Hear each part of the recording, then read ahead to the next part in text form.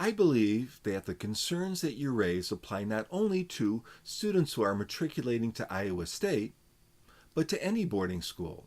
How do we parents deal with the transition of our children from living at home to living away?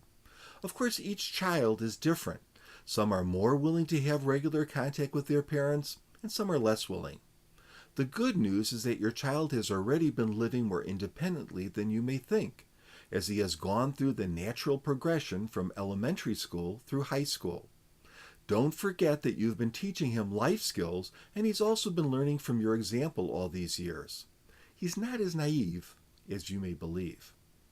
It's not uncommon for emerging adults to have less contact with their parents, but I feel that it's reasonable to expect at least weekly check ins with mom and dad. Real phone calls can often yield a lot more information than an "I'm okay" text message. If you keep the calls short and arrange to have them at a time that's convenient for your student, he's likely to agree. Listen to how he sounds on the phone. It's okay to ask questions, but interrogations will likely shut down the conversation. You can check other indications to see how your son is doing. Are his grades up to his normal standard? Does he sound like his old self, or does he sound anxious and depressed?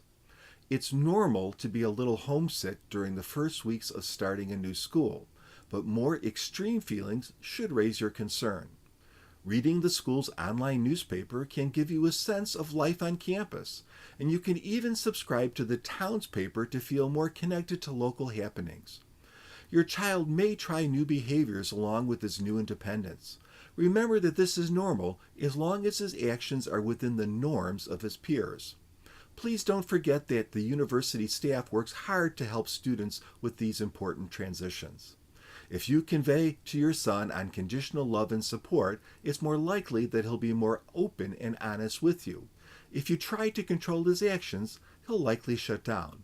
And of course, shipments of chocolate chip cookies and funny cards also helps keeping the communication going.